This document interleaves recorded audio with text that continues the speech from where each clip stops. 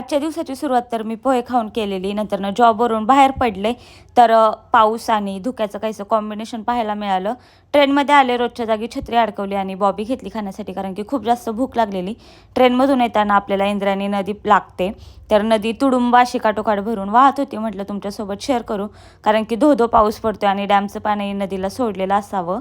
नंतर घरी आले तरी ते कन्यापूजनची तयारी केलेली गणशूने, आणि त्यांना इतके क्यूट क्यूट गिफ्ट्स आणलेले, तर मला मोह नाही आवरला. म्हटलं चला तुमच्यासोबत शेअर करू.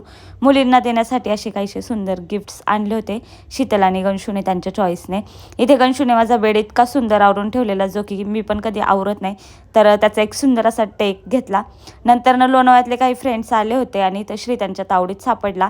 कसं आहे ना, सगळे फ्रेंड एकत्र आले की एकाची वाजतच असते, हे प्रत्येकालाच माहिती आहे. सो आमच्यात पण काहीसं तसंच आहे. सो इथे श्रीची मज्जा घेणं चाललं होतं सगळ्यांचं. ते सगळं झाल्यानंतर ते घरात आले, मग दर्शन वगैरे घेतलं.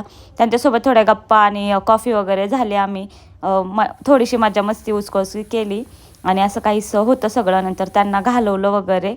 गप्पा झाल्यानंतर ते गेल्यानंतर मी इथे रांगोळी काढायला घेतली, कारण की आरतीला येणार होत्या मम्मीच्या मैत्रिणी, आणि फराळ पण ठेवलेला मम्मीने आणि कन्यापूजन पण.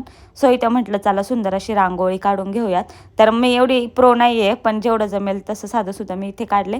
तर अशा पद्धतीने रांगोळी मी काढलेली. सिम्पलच आहे, पण कलर भरले की खूप सुंदर असं दिसतं. तर अशी काहीशी माझी रांगोळी होती. आय होप छान असेल. त्यानंतर आम्ही आरतीला स्टार्ट केलं आणि सगळ्या जे पण पाहुणे मंडळी आले होते त्यांच्या एकेकाच्या हातून आम्ही अशी सुंदर अशी आरती घेतली, कारण की रोज आम्हीच घेतो, तर आपल्याकडे कोणी पाहुणे आले तर आपण त्यांनाच मान देत असतो. आणि आमच्या मॅडम आरती म्हणतात. मला तर देवीची आरती एवढी पाठ नाही आहे, पण तिची आणि गणशूची पाठ आहे. सो आरती वगैरे झाली. नंतर मम्मीने केलं कन्यांचं पूजन.